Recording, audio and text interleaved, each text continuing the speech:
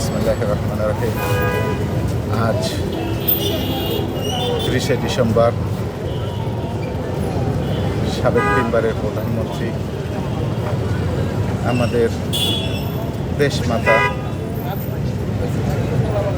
দীর্ঘদিন ever care হাসপাতালে আইসিইউতে চিকিৎসাধীন ছিলেন। আজকে কালের ইতিহাস থেকে দেশমাতা বিদায় নিয়েছেন। এই শোক বহিবার মতো নয়, তারপরও বিধাতার লিখন জন্ম মৃত্যু একমাত্র আল্লাহর হাতে। আল্লাহ পাক রব্বুল আমিনের ডাকে আমাদের মা সাড়া দিয়েছেন।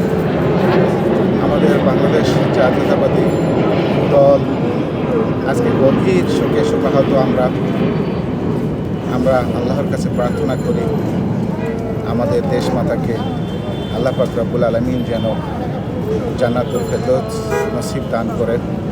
আমি আপনাদেরকে বিশেষ করে অনুরোধ করব, যারা আপনারা ইলেকট্রনিক মিডিয়া, প্রিন্ট মিডিয়া, আপনারা মায়ের আগামীকাল আমাদের বাংলাদেশ জাতীয়তাবাদী দল থেকে ঘোষণা করা হয়েছে আগামীকাল 31শে ডিসেম্বর বাদ জোহর সংসদ ভবনের প্লাজায় তার জানাজা হবে। জানাজার পরে আমাদের শহীদ রাষ্ট্রপতি জিয়াউর রহমানের মাজারে তাকে সমাহিত করা হবে। আমরা অত্যন্ত শোকাহত। সারা বাংলাদেশ, সারা জাতি আজকে শোকাহত। আপনারা দেখেছেন এই প্রকৃতি, আল্লাহ পাক রব্বুল আলামিন প্রকৃতির মাঝে শোক জানিয়ে দিয়েছেন। আজকে 3-4 দিন পর্যন্ত আমরা সত্য প্রবাহের মাঝে আছি। আজকে ইনশাআল্লাহ আশা করব আগামীকালে এই সূর্যের দেখা মিলবে আমাদের দেশমাতা বেগম খালেদা জিয়ার শোকের মাধ্যমে। আপনাদেরকে ধন্যবাদ। আমি আনিসুর রহমান আনিস, গৌরনদী পৌরসভা স্বেচ্ছাসেবক দলের সদস্য সচিব। আমার গৌরনদী আগৈলঝাড়ার যারা নেতৃবৃন্দ রয়েছেন, আপনারা আপনাদের মতন করে যদি সম্ভব হয় আগামীকালের জানাজায় অংশগ্রহণ করবেন। দেখুন, আপনি অত্যন্ত সুন্দর একটা প্রশ্ন করেছেন। আপনি ইলেকট্রনিক মিডিয়ার মানুষ, আপনি জানেন আল্লাহ পাক রব্বুল আলামিন যাকে ক্ষমতা দান করেন, তাকে ধৈর্য ধরার ক্ষমতাও আল্লাহ পাক রব্বুল আলামিন দান করেন। আমি আশা করি ইনশাআল্লাহ তারেক রহমানের এই শোক আল্লাহ পাক রব্বুল আলামিন কাটিয়ে তাকে ধৈর্য ধারণ করার মতন ক্ষমতা দান করেন এবং এই দেশের হাল ধরার মতন যতটুকু আল্লাহ পাক রব্বুল আলামিনের পক্ষ থেকে আশীর্বাদ, যতটুকু দয়া, যতটুকু সহনশীলতা ইনশাআল্লাহ তাকে যেন দান করেন।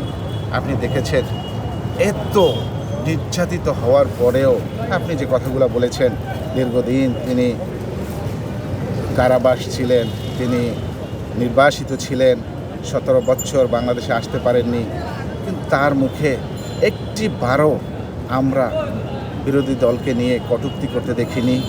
এবং তার ভিতরে যে